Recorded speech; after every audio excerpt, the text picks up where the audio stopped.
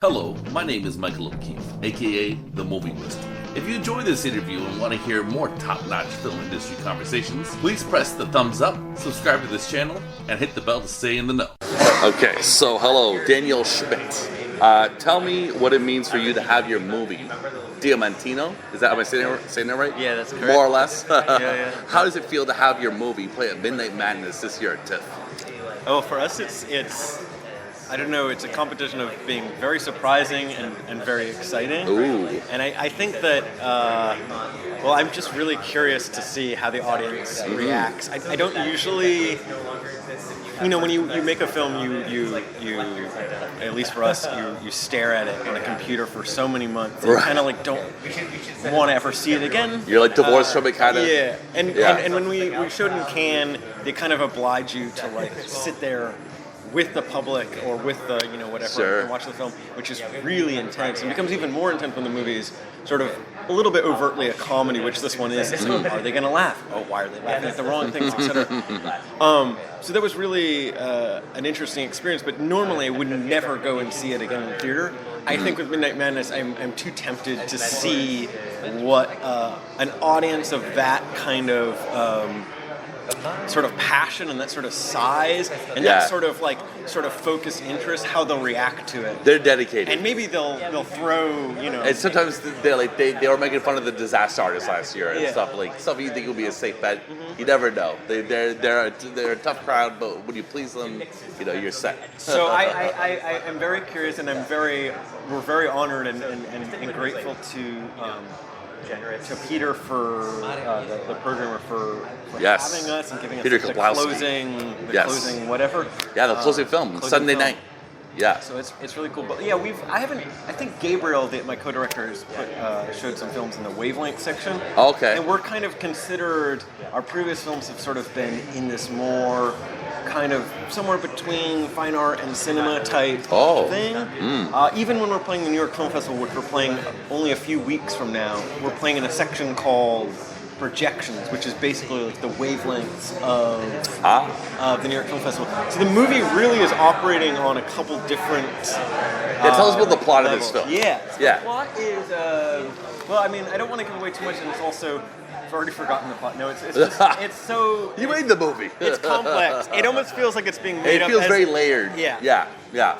But essentially, it's the story of a famous sports icon, a footballer from the country of Portugal, who has a resemblance to a real-life footballer from Portugal, but has been inspired by many other things, whether it's Lance Armstrong or Michael Jordan or etc. And he's at the top of his game. He is incredibly naive. His genius comes from almost sort of like intellectual sort of emptiness. He's incredibly naive, and when he finally is sort of confronted with the sort of horrors and the realities of the real world by seeing some refugees out in the Mediterranean while he's out on his yacht or whatever, it switches something in his psychology. It takes away some of his naivete. He ends up choking in a crucial World Cup final game. Simultaneously, his dad, who is like the only person in his life that he can trust, has a heart attack, like watching him fail.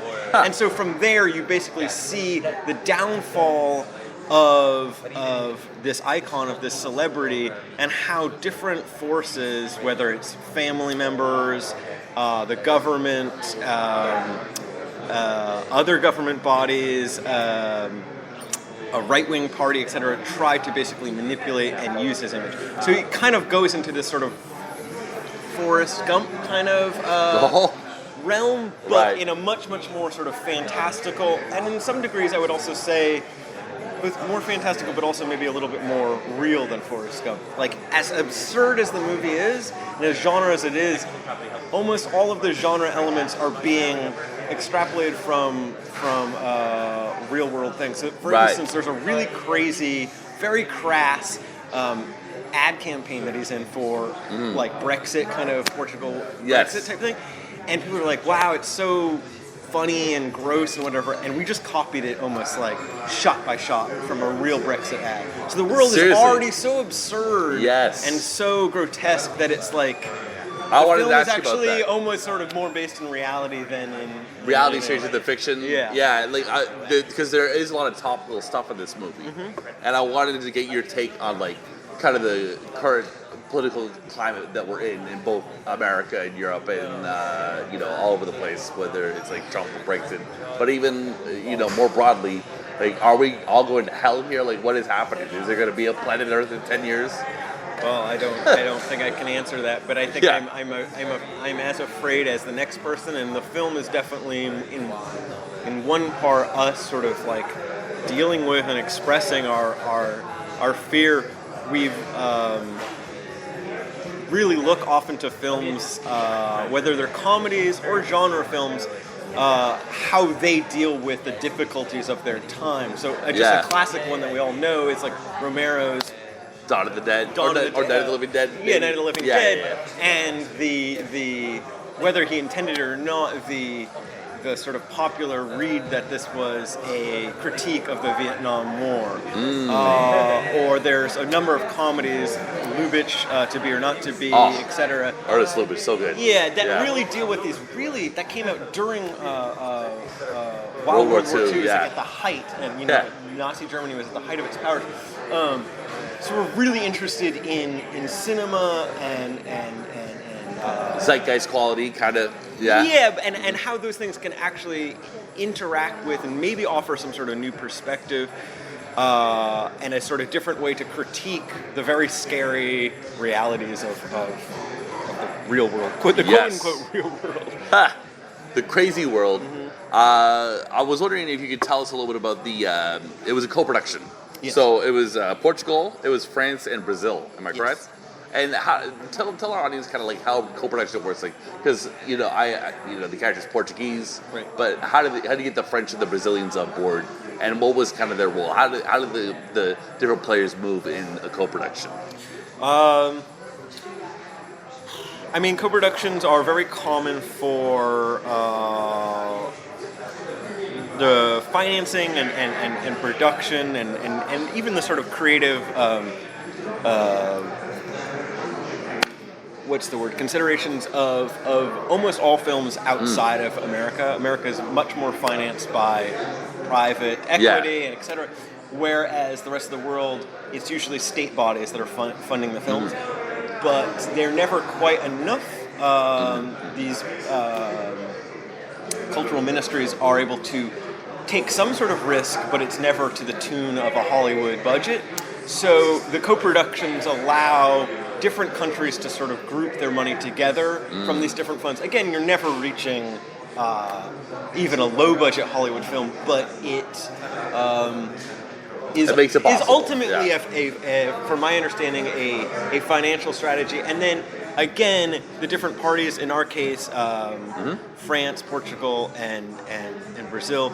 Portugal was the sort of de facto on-the-ground home base for the film and helped with casting and all that kind of stuff.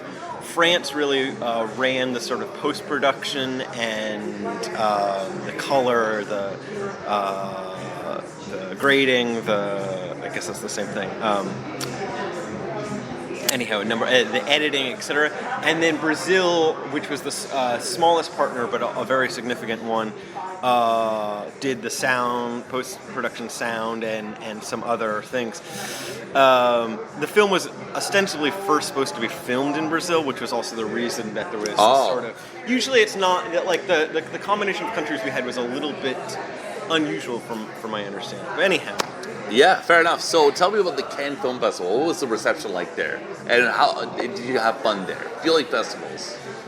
The reception was really good, which was amazing. Fantastic. We were really not expecting we weren't expecting the film to be ever realized. Then it was, and we were like, this is not dog shit, but like, we'll see where we can show it. And then to be invited to Cannes was amazing. To then get really nice press, not just from sort of more sympathetic, independent, critics or curators that we had known before and have been sort of supportive of the work, but to get all of a sudden these like glowing reviews from sort of industry mainstays like Hollywood Reporter or Variety, etc. was really like, wow. And then we get this top prize. So we were blown away. So what was the top prize you won? Yeah. What was the top prize? It was called the Grand Prix, I think. Oh, okay. And it's at the Critics Week, which is one of the 3-4 sections at Cannes. This is so cool. I'm talking to a Cannes winner. Yeah, I talked to Marcello Fonte before. Okay. The star of Dogman. He won the Best Actor at Cannes. Okay, yeah. So now I had 2 Cannes winners. This is amazing. Yeah, we were totally blown away, and it was a big. So reception's good, buzz is going on. Tell me about, are you closing? Is there going to be some distribution here in Canada? Can the people of Ottawa see this movie soon? I hope so. I don't know all the different ins and outs, but there is a distributor for Canada, which is MK2, or maybe they go by the French like MK2. I don't know how you pronounce it. Sure. I think it's also called Mile End, but they seem like very, very nice, supportive people, and they're working with the U.S. distributor Kino Lorber. I think they kind of have worked together before to sort of bring the film to the different territories or cities in the United States while also doing Canada. I know that the film is also playing, I think, very soon in Vancouver, and then I don't know about Montreal or when it'll come back to Toronto. For us, it's all with the Mayfair Theatre. That's where like the genre films play. And that's in Ottawa. In Ottawa. Okay, yeah. Mayfair Theatre, absolutely. So that's where it would play in Ottawa. So, how long was the shoot? Tell me about the shoot. Shoot was 5 weeks long. Mm-hmm. It was a fiasco. Oh no. I think Gabriel and I had worked in we're quite amateurs, and I don't mean that in a. I mean, it's fine to start off. Like you we've been doing it for 10 years, but we kind of like. But like shorts and stuff, and now this is your first feature. I had done 2 features before. He had done 1 feature with me. Okay. But the way we had been working was through really very, very, I guess people call it like micro budget financing or whatever. Yeah. And always in very unconventional ways, where instead of just using the micro budget to make a dorm room drama or something like that, we were always trying to make something of the sort of Hollywood scale, but with like completely insufficient funds. That sucks. And so finally, with this film, we had much more financing than we'd ever had before. It's still a very small budget, but it was still on an order of 10 or more than we had ever had. Mm-hmm. And with that came a lot of new pressures from producers and from just the culture in general to like have a crew of 30 people and da-da-da-da. And I think we were a little slow to realizing how that works. We're just new to it. So there was a lot of disasters in the film, but basically the end of the story is that while it might have been 5 weeks of shooting, it was, let's say, 5 months of just sort of guessing of post-production, where we were like really kind of like rebuilding and seeing what from the shoot we could use, and then using a lot of stock imagery, a lot of CG, etc. And I think those are a lot of the elements that actually make the film be something unusual, make the film be something that, like I was saying with the just the Brexit ad, for example, it's all made out of stock imagery. So it really allowed us to play with genre codes in a way that trying to get those images within 5 weeks on set, being idiots like we are, would have been impossible. No. Yeah, it's a very visual film. There's some very interesting shots that like kind of stick with you. Yeah. In like an interesting, like it's like a tattoo or something like that. But what is your favorite process of filmmaking? Is it writing? Is it talking to reporters? What is it? Talking to reporters. No, I think my favorite element is shooting, I guess, as they say, on location. All of the films we've done before, almost more so than this film, the previous films had really been like, okay, we're traveling to, Iguazu waterfalls on the border of Brazil and Argentina, and so it's this sort of excursion into a landscape that we're unfamiliar with. The way that we're shooting is almost sort of documentary style. That to me has been really freeing, and it's like a sort of interesting way to interact with the world. But I also equally really like, and it just goes back to what I was just saying, editing, because it's a moment where you're kind of able to be like, okay, I'm back at home. It's the final at my touches. computer, and I can paint. I can take my time. So I love the rush of shooting on location, and then I love the sort of more meditative, like because that's what like a lot of like Jean-Pierre Melville or Stanley Kubrick or Alfred Hitchcock, they would say that like the shoot is just like a mere formality. That's true. It's just like something you kind of got to get done, but the thinking of, that's the fun stuff. Mm-hmm. So there you go. You're like Jean-Pierre Melville. You're like Stanley Kubrick. You're like Alfred Hitchcock. But thank you so much for your time. Of course. And I wish you nothing but good things in the future. Thank you. All right. I appreciate that.